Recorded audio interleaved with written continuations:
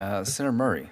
Thank you very much, Chair Graham. Senator Schatz, welcome to your new role. I look forward to working with both of you.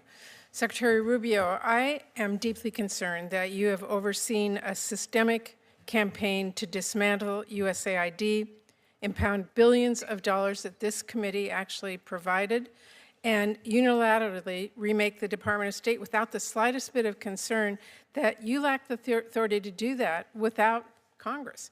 It has created chaos, it's caused preventable deaths across the globe, and it has undermined American leadership. As Ranking Member Schatz noted, what you've done is outright illegal, a complete violation of bipartisan appropriation laws, the Impoundment Control Act, and the Anti-Deficiency Act. Within hours of taking office, President Trump halted all foreign aid in flagrant defiance of the law. Now, under your watch, Secretary Rubio, that freeze was implemented with chaos and cruelty. And then you illegally shuttered USAID, placing everyone on leave, halting life-saving work, literally locking people out of the building and out of their devices, even in dangerous corners of our world. You paid people not to work, abandoned our partners across the globe, and chaotically recalled global staff, putting more than 1,600 Americans who served our country abroad in limbo. And when you shut down the USAID payment system, you even refused to pay for services provided before the illegal freeze. You fought all the way to the Supreme Court. Democrats thought they were about to humiliate Marco Rubio on live television, but within minutes, the hearing completely spiraled out of control. Senator Patty Murray launched into a furious anti-Trump rant, accusing the administration of destroying America's global leadership, violating the law, and causing chaos around the world. But Rubio fired back hard, and what happened next exposed the real reason Democrats are panicking right now. This wasn't just another Senate hearing. This was a full-blown battle over the future of America First policies. All the way to the Supreme Court, paying for against paying for services U.S. businesses already rendered with funding that Congress already provided. And I know you know, Mr. Secretary, but you lost. And I assume you need the reminder because to this day, you have not made all the payments that are required by our nation's highest court, and as a result, American companies continue to lay off American workers. And by the way, you do continue to lose in court, including just yesterday over your move to illegally replace the U.S. Institute of Peace Leadership, and in recent cases over international broadcasting. Now, eventually, Mr. Secretary, you sent Congress notice of your intent to collapse the USAID into state. Only you didn't consult with this committee. That's required by law. It came without justification, also required by law, and it came long after USAID was reduced to rubble. So sadly, disregard for our laws and values, to me, has sort of become a pattern of your tenor, revoking visas when someone writes an op-ed you don't like, or reaching a secret deal to use taxpayer dollars to jail U.S. residents in a notorious foreign prison, no due process, or pointlessly leaving food assistance to rot in storage.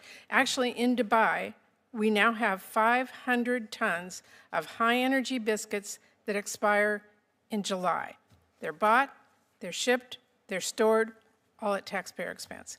But you've condemned them to waste, and that is one example of many. Now, another pattern that I'm deeply worried about is transparency. We have pressed you for information. Our staffs have sent you countless emails and briefing requests so we can do our job here. There are hundreds of unanswered requests and no effort to address them. And Mr. Secretary, that's got to change. Even your plan to reorganize the State Department came with no information on the 270 offices you are moving to eliminate, the proposed layoffs, or how USAID would be merged into state.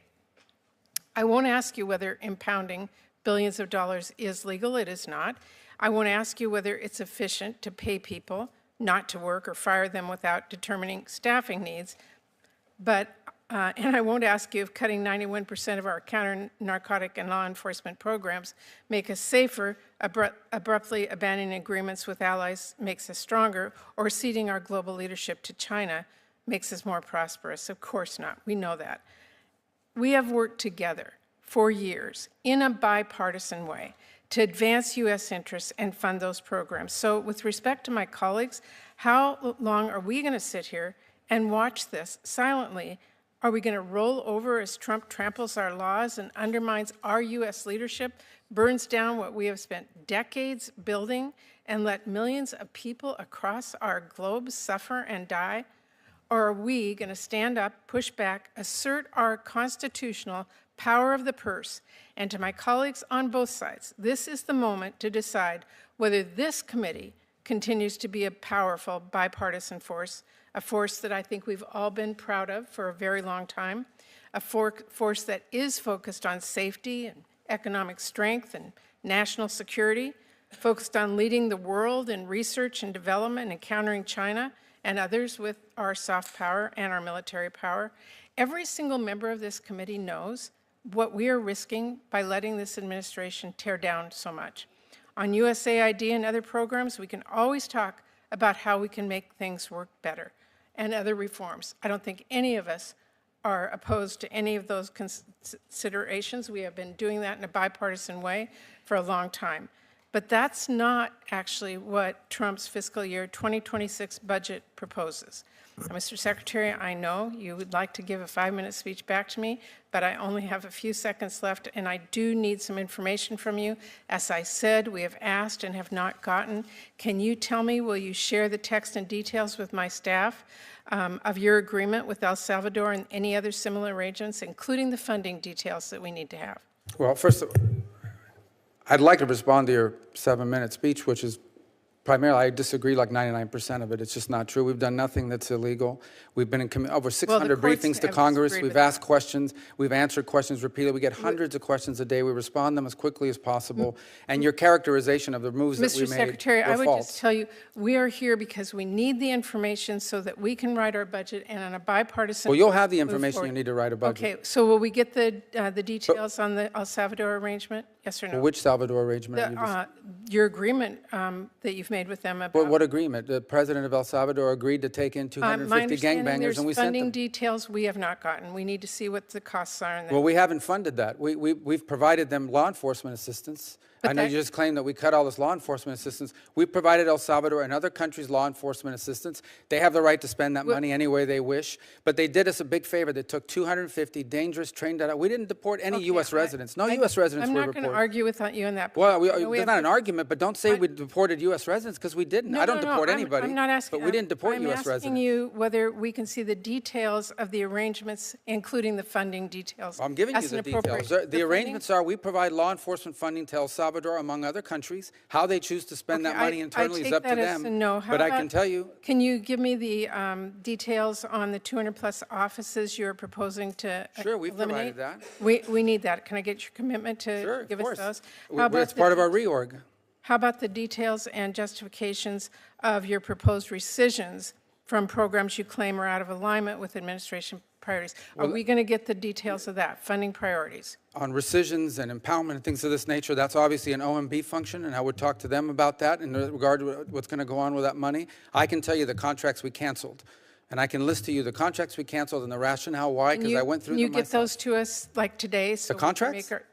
Yes, and the funding arrangements that you've made. That's what I'm asking for. Funding arrangements with who? For any of the rescissions, for any of the funding, for any of the multiple congressional directives that you have given out, so that we as an appropriations committee can make our funding decisions. Sure, you're going to have all that information you. when you put together a budget. Thank you. I enjoyed that. Today's hearing was supposed to be another opportunity for Democrats to attack the Trump administration over cuts to USAID and changes inside the State Department. Senator Patty Murray came prepared with a long list of accusations, claiming the administration acted illegally, abandoned allies, and damaged America's reputation around the world. But what viewers immediately noticed was the tone. This wasn't a calm policy discussion. It sounded more like a political meltdown from Democrats who are furious that the Trump administration is finally challenging the Washington foreign aid machine. Murray accused Secretary Marco Rubio of overseeing what she called a systemic campaign to dismantle USAID. She claimed the administration ignored Congress, violated appropriations laws, and created chaos globally by freezing foreign aid programs. But Rubio wasn't having it. The moment he got the chance to respond, he completely rejected her narrative. Rubio flatly stated that nearly everything she said was false. He defended the administration's actions and reminded the committee that they had already provided hundreds of congressional briefings. And honestly, this exchange revealed something much bigger than just a disagreement over foreign aid. This was really about whether the American government should prioritize foreign bureaucracies overseas or American citizens here at home. For years, both parties in Washington poured billions into international programs with little public scrutiny. But now that Trump's administration is trying to rein in spending and demand accountability, Democrats suddenly act like the world is ending. Why? Because the political establishment in Washington has grown comfortable with endless spending, endless programs, and endless government expansion.